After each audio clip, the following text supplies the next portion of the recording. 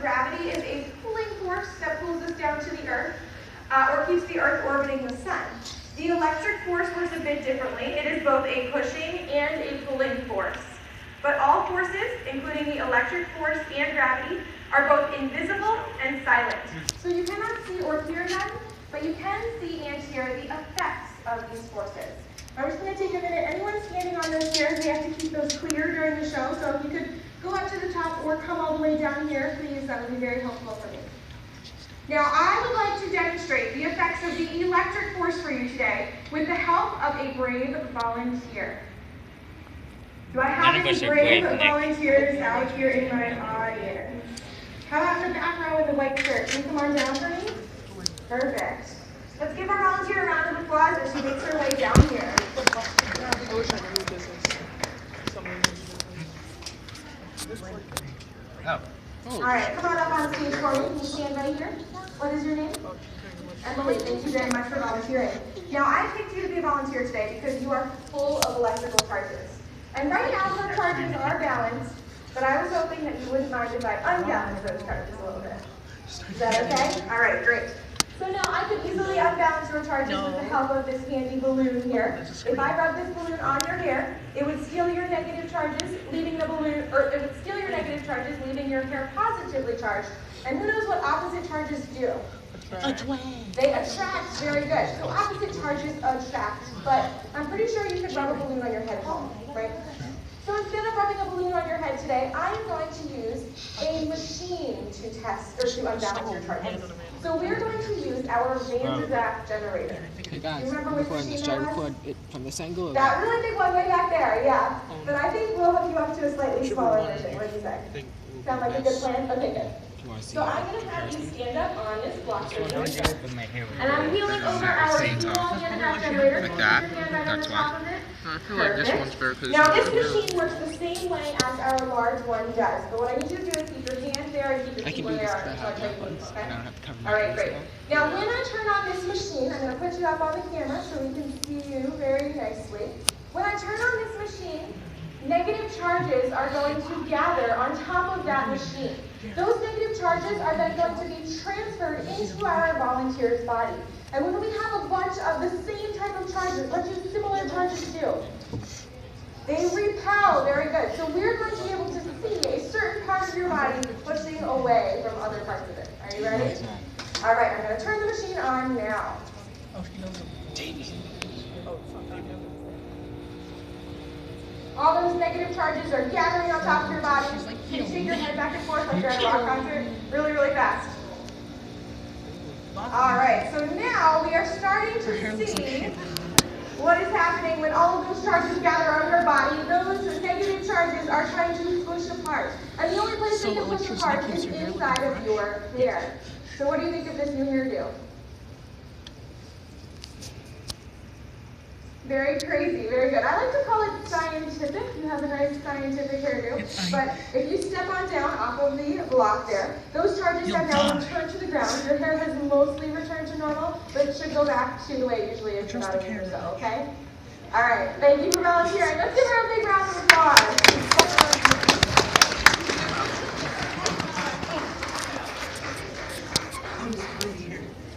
All right, so now we know what happens to charges when they become unbalanced.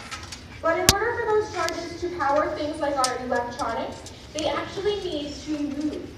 And those moving charges are called a current. And those electrical currents run through all of the different wires inside of our houses and power many different things, including these Tesla coils that I have out here on stage with me on either side. Now, when these electrical charges enter into this machine, what we are able to see coming out of the top is a hot purple spark, and we are able to hear a buzzing sound.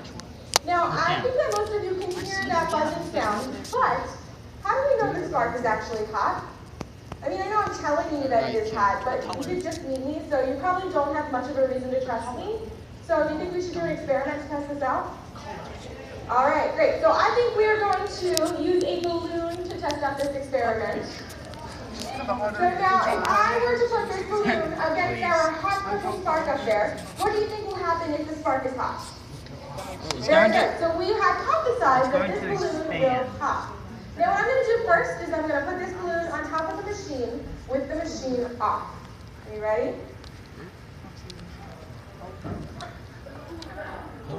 Alright, so no apparent changes to the balloon. But in an experiment, we only change one thing at a time. So this time I'll place the balloon back on top of the machine, this time with the machine on.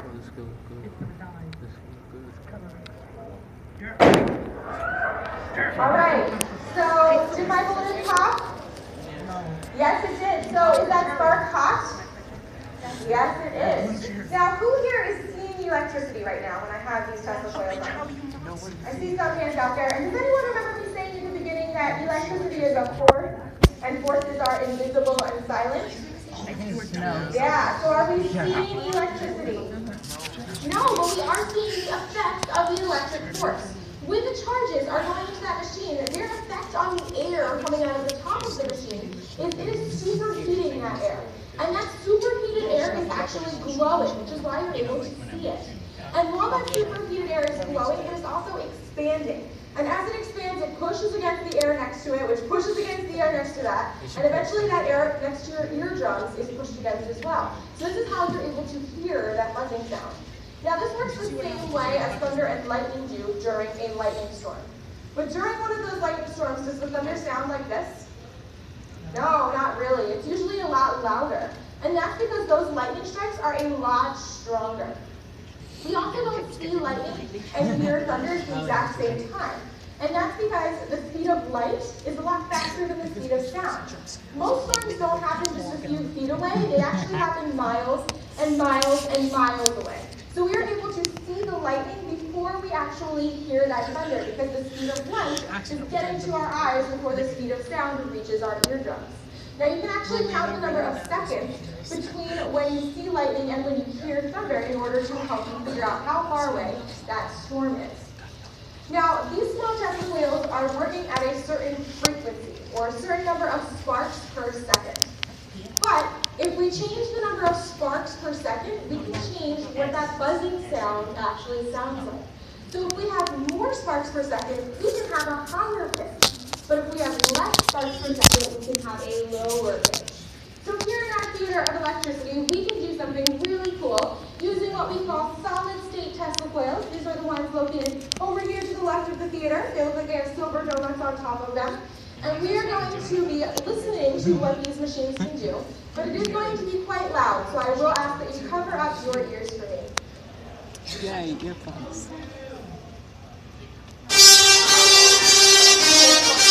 Yes!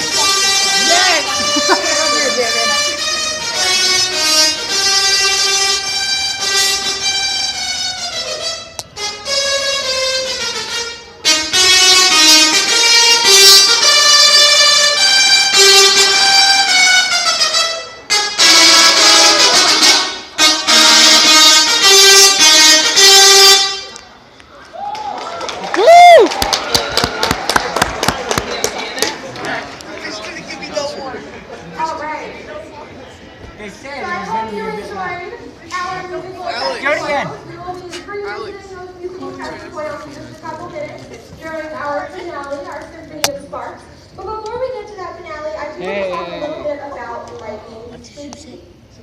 Now, during a lightning storm, you are always safest indoors, so try to get inside if you possibly can. You know I am recording. But while you are inside, you want to stay away from the plumbing or anything that might be plugged in. Because if lightning strikes your house, the charges are going to take these pathways to get to the ground because they are good conductors, or things that charges travel very easily through. Now, if you are outside during a lightning storm, you definitely don't want to be the tallest thing around. But you also don't want to stand next to a tall tree or a tall building. Because if lightning strikes that tall tree or tall building, the charges can actually branch off of that and into your body. Now you would also be safe during a lightning storm inside of a car. And has anyone ever heard that it's those rubber tires that keep you safe when you are inside of a car? Some of us have heard that before, but let me ask you a question. Do you think that rubber tires would also keep you safe during a lightning storm if you were, let's say, riding a bike? Nope. Maybe not. But here in the theater of electricity, we like to test things out. So what we are going to do is we are going to raise our tire that we have here in the theater of electricity. And we will try to strike this tire with Is lightning. this gonna catch on fire? And my tire will go up. There we go. So when we strike this tire with lightning, when we try to strike the tire with lightning, if the lightning is able to pass through the tire, what we will be able to I'll just send this video to you guys if you want. a spark near those 4 white posts that are right underneath the tire. Now this again is going to be a very loud demonstration, so I will ask that you cover up your ears for me. Well, just let me take out. Cover up yours.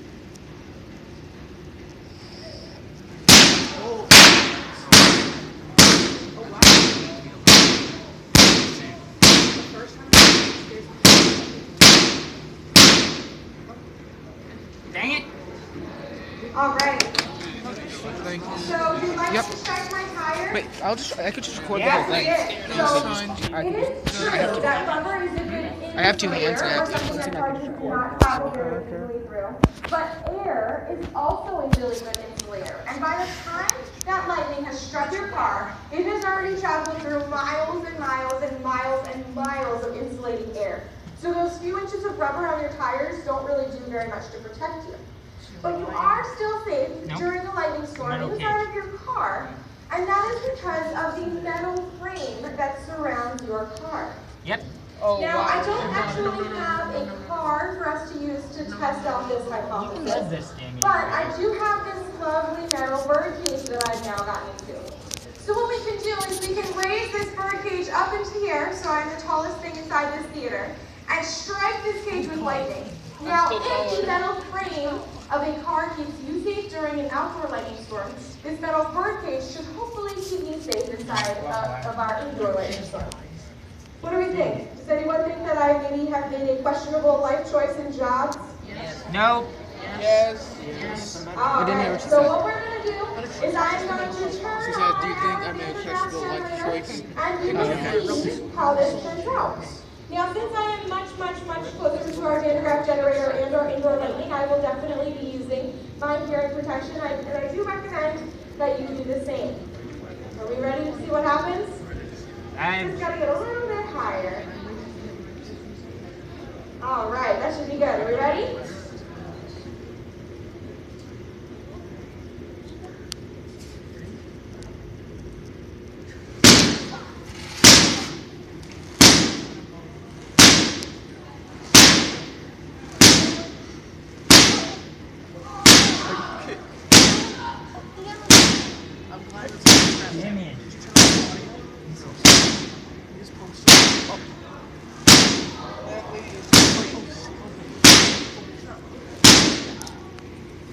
All right, so what do we think? Did I make it?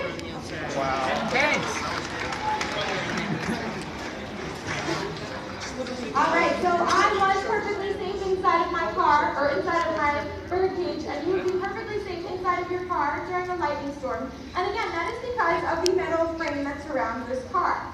The phenomenon that we just observed is what is called the skin effect. When lightning strikes this cage or strikes your car, it basically turns that cage or car into a giant magnet. And that keeps all of the charges on the outside skin of the vehicle. Now, I was perfectly safe on the inside, and I was even able to touch the inside of this cage without being harmed. But if I had stuck my fingers through the edge of the cage, it would have been a very different story, and this show would have ended a little bit sooner than it ended. Now, this skin effect will keep you safe not only in a car, but also in a train and even in an airplane during a lightning storm. But if you are lucky enough to have a convertible as a car, you might want to seek a different form of shelter during a lightning storm. All right, so now we have made it all the way to the end of our show. We've talked about charges, we've talked about electricity, electric forces, and I think it is just about time for us to get ready for our Symphony of Sparks. Star Wars. Now, this is going to be the loudest part of our entire show, so I will definitely recommend that you cover up your ears in just a moment. I want to thank you all for coming out to see our lightning show, and I hope you have a really good day here at the museum. And now, sit back, relax, if you can, and enjoy our Symphony of Sparks. Star Wars. Everyone. Star Wars.